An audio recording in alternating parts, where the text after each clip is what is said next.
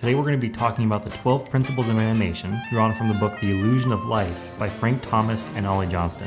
Frank and Ollie are former Disney animators, and they wrote this book to pass on their own wisdom, as well as the wisdom of the Disney animators that came before them in the 1930s and onward. If you are serious about becoming an animator of any sort, this is mandatory reading and I can't recommend it enough. Without further ado, let's get started. Number 1, squash and stretch. Squash and stretch gives the illusion of weight and volume to an animation. Animated objects or characters are not static shapes. They morph, jiggle, squish, and react to kinetic energy. Remember though, the overall volume of a shape should not change when squashing and stretching. If the shape gets scaled up in the Y dimension, it should scale proportionally and opposite in the X direction. Number 2, anticipation. Anticipation prepares the audience for a bigger action that your animation is about to take. Think of a golfer winding up before his swing, or a cartoon character about to run off screen. Most action does not happen without some kind of wind-up, and your action will have more punch to it if you anticipate it. Number 3, staging. Similar to theater and film, animation must have clear staging. The audience should be able to quickly understand exactly what you're trying to communicate. Backgrounds shouldn't clutter what's happening in the foreground, and characters and objects should have strong silhouettes that communicate what is happening. Number 4, straight ahead and pose-to-pose animation. This refers to how you animate. Think of it this way. Straight ahead animation is when you just start drawing one frame at a time until you get to the end. Pose-to-pose is basically what After Effects does by default. You set keyframes over the whole animation and then fill in the in-betweens, or rather After Effects fills in the in-betweens. Number 5, follow-through and overlapping animation. When a character stops moving, not everything about them stops moving at the same time. Hair and clothing swish, things on ropes or chains will dangle, etc. Number 6, slow in and slow out. In real life, things don't just start moving at a constant velocity and then suddenly stop. They do in After Effects though with the default linear keyframes. In real life, they accelerate, then decelerate before stopping. The obvious solution to this in After Effects is using Easy Ease keyframes, but you'll need to dive into the graph editor to get more exact control over your slow in and slow outs. Number 7, arc. Things in real life also generally don't move in straight lines. Unless you're animating someone doing the robot, there is an arc to the motion path of nearly everything in real life. Your shoulder socket is round, and any arm movement you make will have curve to it. Make this happen in After Effects by altering the motion path of your position keyframes right in your viewport. Number 8, secondary action. A secondary action accents and reinforces the primary action of your animation. Imagine a character walking very angrily. The main action is the feet stomping, but the arm swinging is the secondary action. These are the actions that support the primary action, but don't distract from it. Number 9, timing. Timing is the skill of, timing your animations so that they are strongest. The more frames, the slower and smoother the animation, and the less frames, the faster and crisper it is. The sloth from Zootopia is a fantastic example of well-executed timing. Pay attention to timing in other animations, as well as from movies, TV, and comedy to develop your skill for timing. Number 10, exaggeration. Exaggeration is not the extreme distortion of a movement, but rather a caricature of it. Push realism just a little further to help drive the point home. A good example of this is Snow White and the Seven Dwarfs. Snow White was rotoscoped from a real actress and has no exaggeration to her movement. The dwarfs are all traditionally animated. Which characters feel better? Number 11, solid drawing. The fundamentals of classical drawing, form, weight, and volume apply just as much to animation, including all computer-generated animation. Giving the illusion of your shapes being in a 3D space and not in a 2D After Effects comp will help sell your animation to your audience. Though traditional drawing skill is not a requirement for After Effects, you will notice a huge improvement in your final products if you take the time to master the fundamentals. Number 12, appeal. Actors have charisma, and animations have appeal. This doesn't mean that all animations should be beautiful and attractive, but they should be fun to look at and full of personality. Even Disney villains are appealing to watch. And now you know the 12 principles of animation. Keep these in mind as you animate and continue to grow. Now let's try to implement some of them in a hands-on example, the bouncing ball. Okay, so let's go ahead and implement some of the 12 principles of animation and make a bouncing ball animation. First things first, we're going to select the ball. It's just a shape layer, and we're going to move the anchor point to the bottom of the ball so that when we start squashing and stretching it, it's going to squish from the bottom when it hits the floor. To move the anchor point, we're going to select the pan behind tool, The shortcut for that is Y on your keyboard, and just drag your anchor point to the bottom of the ball. Great. So using the concept of pose to pose, let's set our keyframes up. I'm going to press P to open up my position. I'm going to turn on keyframing. Using V to go back to the selection tool, I'm going to drag the ball just slightly off screen. Great. And let's go ahead and block out the animation and figure out how we're going to do this. So I'm going to use Shift Page Down to go to my next keyframe. I'm just going to drag the ball to the floor. And about there looks good. Now I'm going to use Shift Page Down again to go about halfway up of my original height. In fact, I think I'm going to move my first keyframe up just a little bit. It seems a little low. There we go. That looks pretty good. And you'll notice that After Effects is already starting to add some arcing to our animation, although you'll notice it's kind of going through the floor right here. So I'm just going to turn off arcing right now just to make our lives easier, and we'll go ahead and add that back in later. Press G to open up your pen tool, and you'll notice it turns into this little arrow when you go over the points. Just click on the point, and it's going to remove all Bezier attributes from your position keyframes. We'll probably have to do more of these as we go on, but that's later on. So let's go ahead and finish blocking this out. I'm just going to add a couple more keyframes here. That needs to be a little higher. There we go.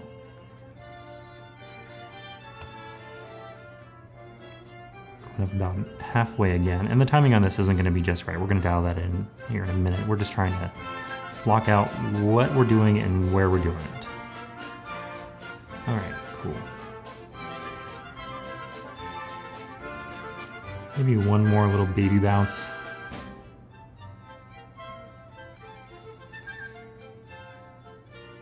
And then maybe it just rolls along the floor a little bit. Holding down Shift so I can only move in one dimension. There we go. Okay, let's go ahead and press 0 to preview it. All right, looks like crap, right? Well, we're gonna fix it. Whoa, that's a quick speed up at the end. All right, so let's start by timing out our animation. So I feel like this beginning part here, it falls at a pretty decent speed, but we could probably speed that up a little bit. I'm gonna select all my keyframes and then hold them back a little bit. Okay, and I'm just gonna sit here and dial this in. As I subtract frames, it's gonna go faster, obviously. And since the ball is traveling at a smaller height, I think I'm going to,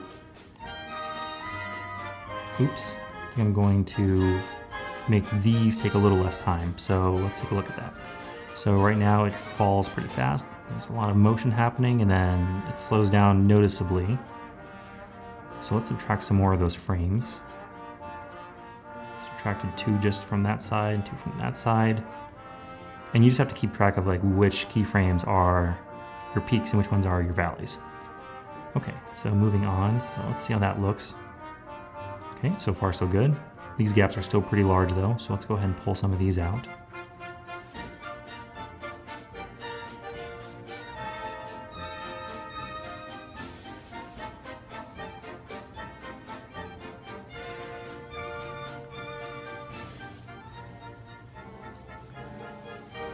You can visually see in the viewport, like right here, when I move these keyframes, you see more in-between frames get added or subtracted.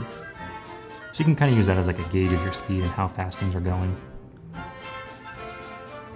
Okay, I'm just ballparking it. Let's see if that worked. You know, it's still kind of slow, I think. And this definitely goes too fast. There we go. You know what, I think it's good enough for now. We'll go ahead and dial this in more when we have more animation on this. So let's use the concept of arcs to give this a little bit of a little more realism. So let's go ahead and grab the pen tool again by selecting it or by pressing G. And once it turns into that little arrow, just start dragging the Bezier handle out and give your motion path just a little bit of an arc here.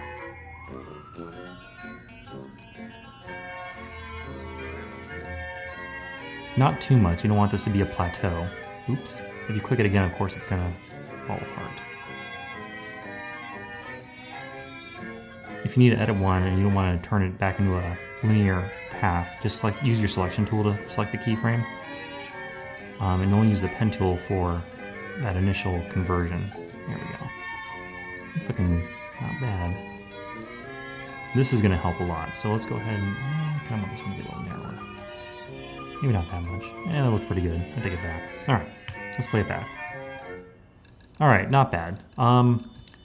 So let's use our concept of slow in and slow out to make this look a little better. So when the ball hits the peak, obviously it's like accelerating. It's got this inertia. Gravity starts slowing it down before gravity finally overcomes its inertia, and then it falls back to the ground, right? So we need to make these keyframes slow in and slow out. So let's go ahead and just select them in the viewport here by shift selecting them. I'm gonna skip this one since it's off screen anyways. And you'll notice it's highlighted the right keyframes in our viewport. And I'm just gonna right click, keyframe assistant, and easy ease, just to add a little bit of smoothness to our keyframes. So you'll notice it kind of hangs in the air for a second before falling back down. Okay, we're still going to need to dial in that timing, but let's do a little bit more work ahead of time first. Looks pretty good. In fact, right now I think what I'm going to do is shorten my composition. I don't think I need all 15 seconds. I'm going to press N around 5 seconds, shorten my workspace, right click and trim comp to work area to trim my comp down to 5 seconds. I don't need that extra 10 seconds. Alright, that's looking pretty good.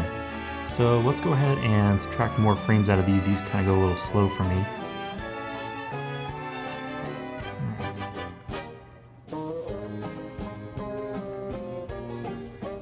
Oops. Now that they're easy use keyframes, you can visually see where your peaks and valleys are. It's pretty nice.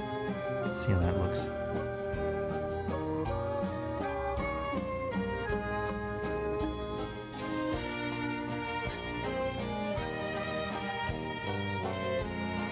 This one's still a little slow. Let's speed that up. It's a little weird too. There's that weird gap there.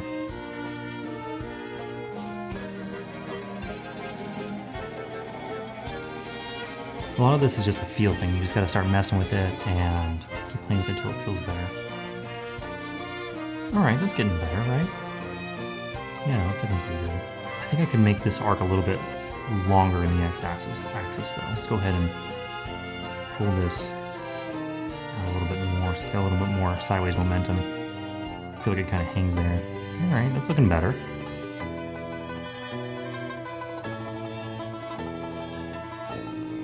Nice, okay. Now let's go ahead and use squash and stretch to really start to help you sell this. So go ahead and press Shift S to open up the scale property in addition to position. And let's start laying in keyframes here so it squishes when it hits the bottom of the floor. All right, so let's start here. Okay, I'm gonna set a keyframe here. I'm gonna click this little chain link to unlink my X and Y scale. And now I'm going to squish the ball. I'm thinking something pretty extreme to really drive this point. I'm gonna try 140%. And of course, when you squish something, you've got to do it proportionally in the opposite direction. So I'm gonna bring this to 60%. There we go. And let's go ahead and drag the playhead line, maybe like, actually just one frame ahead.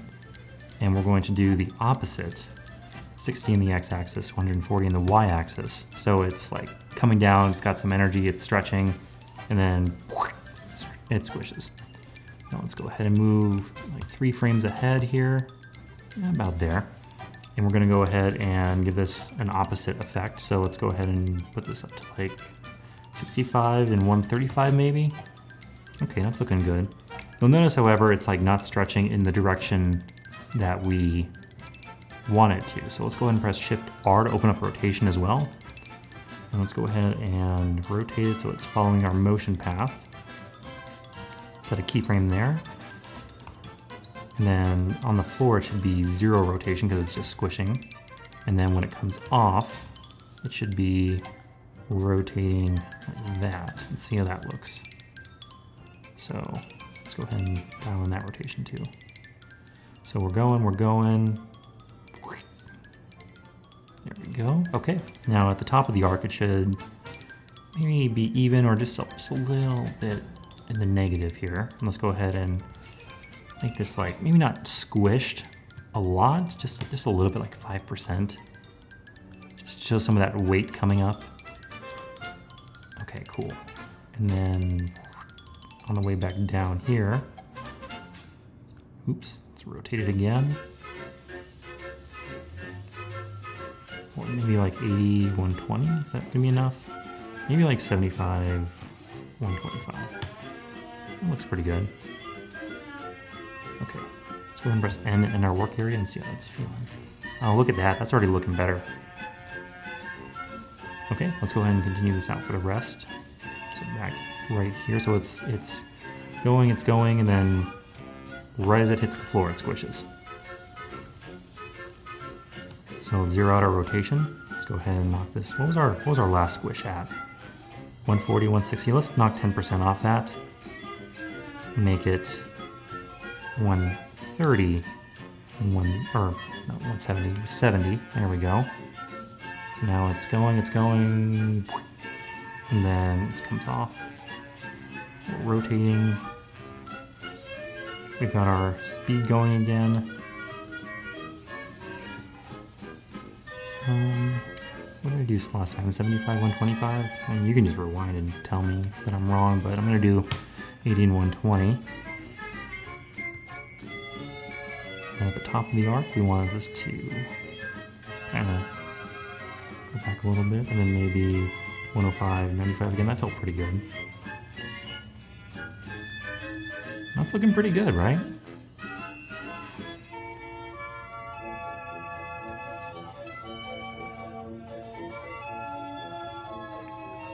And then maybe, oops, wrong way. 80, 120. What was this set at? 80, 120? That's probably good. Okay, now what was my last squish at? I was at 130, 70, so let's do 120, 60, or no, that's not right. 80, I can math.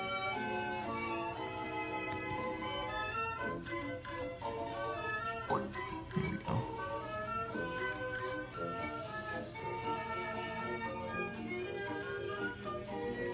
Let's do 90, 110. Because we're starting to lose energy, right? Because we're kind of getting to the end of this travel here, and the ball's starting to slow down a little bit.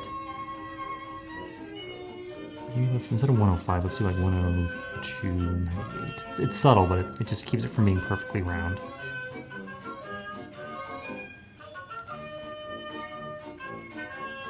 And then, what's my last keyframe at? 90, 110. Okay, let's just do that.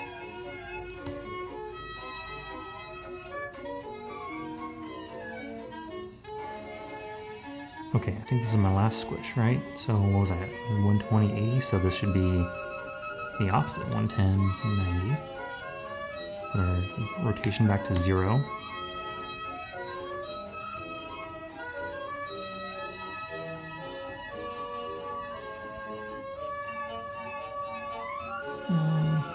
Maybe we do 95, 105. And maybe this one's just even at 100, 100. And then here we can, I guess I should give it a little rotation angle, huh? Minus 1 or something, nothing major. And here, oh, I guess I should give this a little energy too. 95, 105? Yeah, sure. What was this one at? That's what I gave it before. That works. Okay, and then we'll give this just a small little squish at the end. 0 out our rotation. How does that look? Yeah. And then maybe 2 frames, 3 frames. Let's try for 3 frames, and then bring it back to 100%. And since this is a flat colored ball, it looks like it's just rolling on the ground, right? Okay, let's play this back and see how it feels. Okay, not bad, huh? I mean, we can keep tweaking this forever. Like, we could, the timing on the ending, yeah, let's go and tweak it now, or why not? So we have, yeah, this last bounce could use like 1 less frame on either side. So I'm gonna just pull a frame out there, and then pull a frame out. Oh, I think it was just an uneven frame. Maybe that's what felt weird. 1, 2, 1, 2. Okay, yeah, that was the problem. Yeah, it's not bad, right? Cool. So there you go. There's your very first bouncing ball animation in After Effects using some of the 12 principles of animation we just learned about. Keep these in mind as you animate in the future, and you would be surprised how often these seemingly dated concepts will come in handy and really bring your work to life. So that's it for today, guys. Have a good one. Hope you learned something new.